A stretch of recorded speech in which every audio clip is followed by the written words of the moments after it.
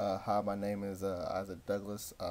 This is my example on how to teach a workshop on the effects of alcohol in our younger society. This will be a hour to hour and a half workshop, uh,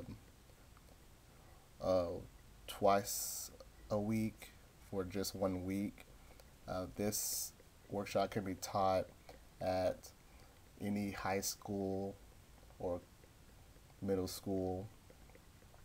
Any or even adults can benefit from this project as well. I have four objectives. First objective, I want to be able to tell the students and have them identify the adverse effects that drinking has on them. I want to be able to decrease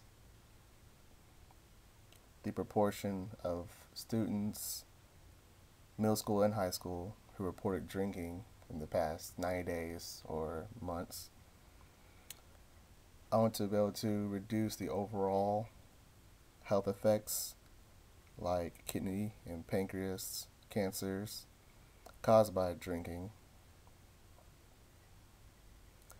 And I want my students to be able to fully comprehend the material explained in this PowerPoint, and I want them to be able to teach others about what they have learned. My target audience is high school and middle school children ages 11 through 18. The audience is multi-ethnic and cultural with 68 boys and 90 girls. The presentation will be about an hour to hour and a half group, 2 days a week for 1 week. What I have here is a content outline, not any particular order. First, we'll have a PowerPoint, which we're doing now, of health effects and how to protect yourself. Then we'll have a person from our local AA group come and talk to the kids about his experience with alcohol. And then we'll have a team building exercise we will complete. And we will have a review session, and anybody who have any questions can come up and talk. Alcohol has many effects on people, many different effects on people. Alcohol can lead to a variety of problems in the user's life. If it gets too severe, their relationships will suffer, and their friends and family will stop coming in contact with them, and they'll cut ties with their friends and family. When a person drinks, their BAC or blood alcohol content raises. The legal limit is below 0.018, and that's in all states. Any more than that, you're considered drunk and you receive a DUI, and it will go on your permanent record. Here I have a slide or a table that shows your weight, and it shows how many drinks you have to be considered driving under the legal limit. Blue, as you can see, is impaired driver, and red is a legally drunk driver. As you can tell, that the lighter weight you are, the faster you can drink, and the heavier weight you are, the more time it takes you to get drunk. Alcohol has many effects on the body, mainly the internal portion of your body. Alcohol consumption can lead to many health complications like cancers, some cancers, heart disease, and liver disease. But mainly, it affects the liver. On the bottom right, you can see a healthy liver versus on the bottom, which is an unhealthy liver, which has cirrhosis. Cirrhosis is due to excessive drinking, which slowly breaks down the liver. Drinking also can destroy your brain cells. one of the some of the complications comes from alcohol consumption is loss of coordination, loss of balance, blurry vision, and stuff like that. Uh, excessive drinking can also cause diabetes complications, eye problems, and the birth defects, or even bone loss. In 2008, the Substance Abuse and Mental Health Services Administration stated last year alone that over 28,000 people entered treatment for alcohol addiction. They continue to say that 67% were male and 32% were female. As we get further along into this presentation, we'll have a speaker named James Compton come up and talk to the children. He was a former alcoholic for about 20 years.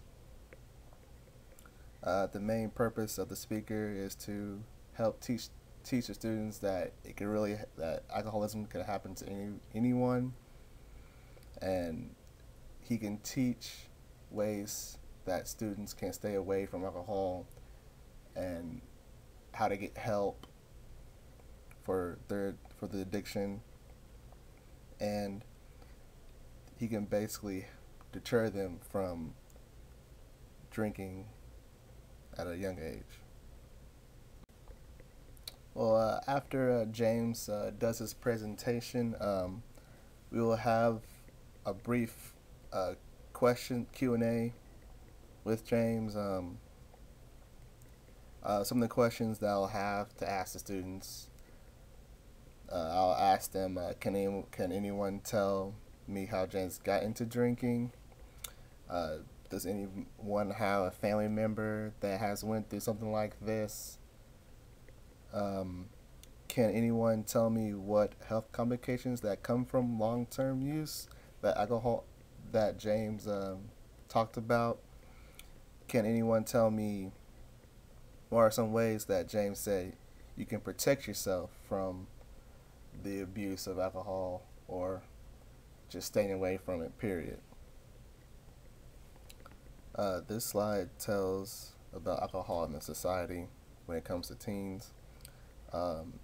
Pulaski County has a population over 338,000. And a survey did by the CDC showed that 16.3% of alcohol abuse in teens. Also in 2012, the CDC stated that alcohol impaired driving fatalities under the age of 21 numbered at 16 in that year. Individuals who are under the influence lose judgment and the ability to drive. It can cause a fatal accident. Many students believe that this can't really happen to them, but alcohol can get the better of us, and anything can happen when we're under the influence. The state of Arkansas is ranked 42nd in the nation for alcohol abuse within teens and adults. Here I have a table of how much alcohol cost the United States in 2013. This was a table I found from the Centers for Disease Control. Youth violence totals of 32 million.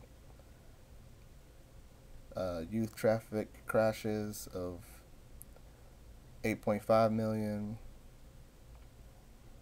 High-risk sex is 3.8 million.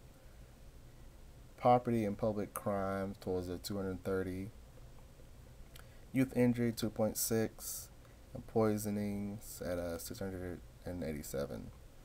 Fatal alcohol syndrome among mothers ages 15 to 20 of 1.3, and youth alcohol treatment at 1.8. Overall, it costs cost the U.S. over $56 billion, which is a lot. We can definitely reduce this number with the students here by explaining them that alcohol is now as cracked up to be. I can definitely turn the tables on this number, and it can definitely use some money in other areas. Now we'll do a team building exercise. I did this when I was younger, around their same age in middle school. It's a pretty fun exercise. Basically, we will have the students. They will be timed doing 3 simple tasks. They will write a sentence, write their name, like, hello, my name is John Doe, our name is Christy Baldwin, or something like that. 2, they'll complete a ball in a cup game, which is the one where you gotta put the ball up and put it in the cup.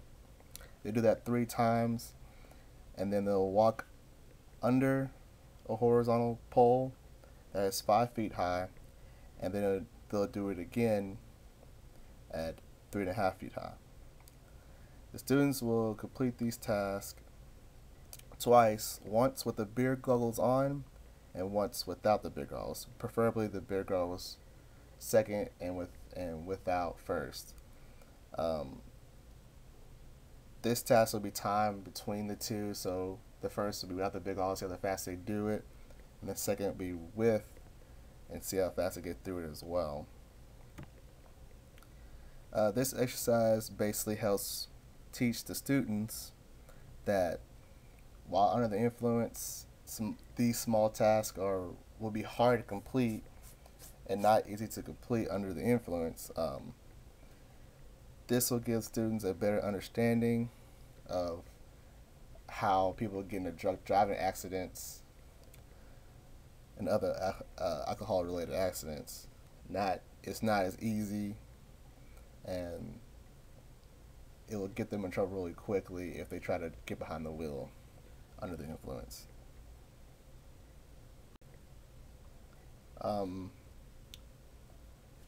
This is a slide on protecting yourself. Drinking alcohol is very much a social problem in the United States. You'll see a lot of kids going to house parties or trying to sneak into clubs, but mainly house parties, and they drink socially with their friends. That's usually where they get drunk and they try to drive home, then get into accidents like that. You can always take responsibility and not drink. Your health is way more important than someone passing you a cup and say, hey, drink this. Don't never be afraid to say no to anything like that. I know everybody likes to go and have fun with their friends, so if you do attend a party in the future, use proper precautions. Don't just take a cup from the counter. Don't let anybody hand you a drink or something like that. Always pour your own drink, not alcoholic drinks, but always pour your own pop, own punch, stuff like that, so you know it's not spiked. That person hasn't spiked it. Be a role model to other students.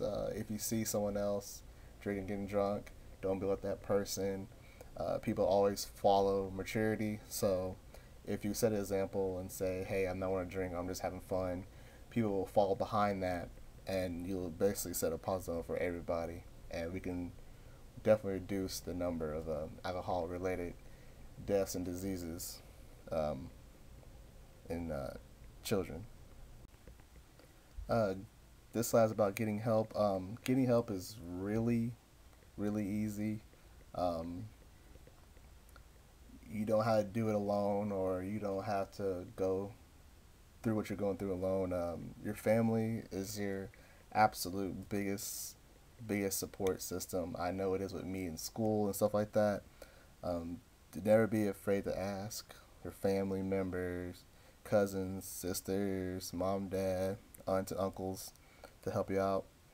If you know someone that has a problem with alcohol or even drugs for that matter, always go to adults and get help. Don't try to take it on by yourself. Um, Definitely have a team behind you when helping someone. And if you go to parties like that, always go with a friend. Go with a good friend of yours that knows not going to drink, and y'all on the same page so y'all can back each other up on this. And always go ask an adult for help. Don't take anything on alone. This concludes our presentation for this week. We'll have another one uh, in 2 days, same time, same place. Um, at this time, we're going to have students come up and ask questions about anything they learned. There's no dumb question, there's no right or wrong question. Um, I hope that the students will be able to regurgitate or teach others, family members, friends, about what they learned here and be a positive role model in their society. And hopefully we can reduce the amount or basically reduce overall alcohol consumption in this age group, and it will carry on until they're older, and we can definitely stop all the violence and the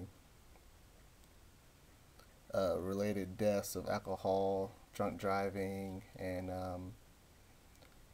health effects that alcohol brings upon us as a society.